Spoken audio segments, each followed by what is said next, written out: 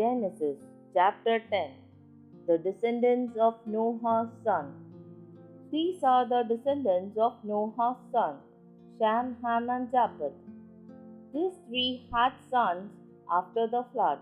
The sons of Japheth: Gomer, Magog, Madai, Javan, Tubal, Meshach, and Tiras were the ancestors of the people who bear their names. The descendants of Gomer were the people of Ashkenaz, Riphath, and Tugma. The descendants of Javan were the people of Elisha, Spain, Cyprus, and Rhodes. They were the ancestors of the people who live along the coast and on the islands. These are the descendants of Japheth, living in their different tribes and countries, each group speaking its own language. The son of Ham: Cush, Egypt, Libya, and Canaan were the ancestors of the people who bear their names. The descendants of Cush were the people of Seba, Havilah, Sabta, Ramah, and Septica. The descendants of Ramah were the people of Seba and Dedan. Cush had a son named Nimrod, who became the world's first great conqueror. By the Lord's help, he was a great hunter, and that is why people say, "May the Lord make you as a great hunter as Nimrod." At first, his kingdom included Babylon, Iraq, and Akkad, all three of them in Babylonia. From that land he went to Assyria and built the cities of Nineveh, Riblah, Erah, Calha, and Resen, which is between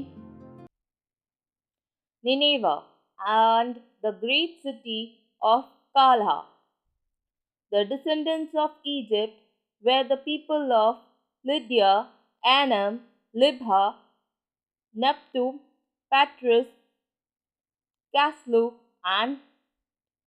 and of Sitri, from whom the Philistines are descended. Canaan's son, Sidon, the oldest, and Het were the ancestors of the people who bear their names. Canaan was also the ancestor of the Jebusites, the Amorites, the Girgashites, the Hittites, the Arkites, the Sinites, the Arvadites, the Zemartites, and the Hamaratites. The different tribes of the Canaanites spread out until the Canaanite borders reached from Sidon southward of Gerar near Gaza and eastward of Sodom, Gomorrah, Admah, and Zeboim near Lasha. These are the descendants of Ham, living in different tribes and countries, each group speaking its own language.